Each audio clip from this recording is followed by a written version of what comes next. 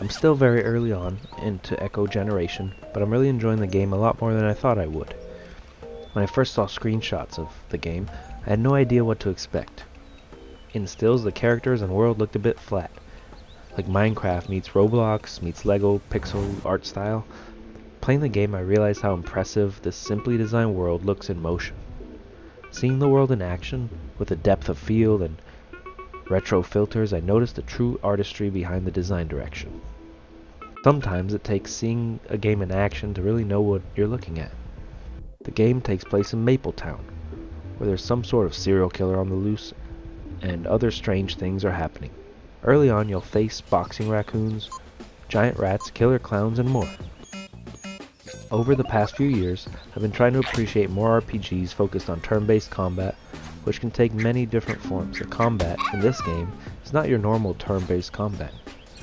It adds a precise timing element to battle. During the attack phase, you have to choose your attack and press the right button or combination of buttons in order to execute the perfect attack. But that's not all. On defense, you'll have to block at the right moment with the right button. In Echo Generation, you play as an unnamed kid, obsessed with sci-fi, horror movies, Dungeons and Dragons, comics, and all the geeky things kids can be obsessed with. His little sister Lily tags along for the adventure, growing your party to 2. At some point, I imagine the team will continue to grow, but I'm not that far into the game yet. Echo Generation may seem like a cute, silly game on the surface, but it's actually more grown up than it appears. The game features many adult and spooky themes. It has a sort of Stranger Things vibe coming from the music and the story, even the kids' interests. D&D, comics, sci-fi, and horror. The music features very 80s spooky synth-heavy tunes. You can even collect secret cassette tapes featuring different songs. There's some Scooby-Doo elements here too, since the kids are noticing some spooky stuff going on about town, but the adults just don't seem to believe them.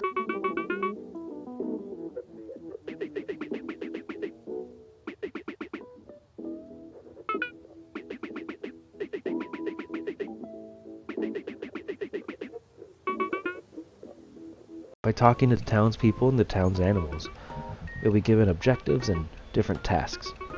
It can be a bit overwhelming at times to keep track of which tasks you're currently working on. There's always a few things you need to unlock in order to keep the story moving forward. I did get stuck at times, searching for a couple of different items before finding one, then another, and unlocking a few new areas on the map. The world is small and blocked off to start, but I'm excited to see how big the map will grow. Money and health treats are scattered all over town early on, but so far I found nowhere to spend my cash. And once I eat a health treat in battle or anytime, it's gone forever, even if I'm defeated. While defeated enemies will respawn, treats and items will not. Fights can get a bit rough, especially when you're weak and have no treats to gain back any health. The problem is that even after a perfectly executed block, an enemy will still damage you a great deal. You can, however, go back and fight easier opponents over and over again until you level up and are ready for the stronger ones.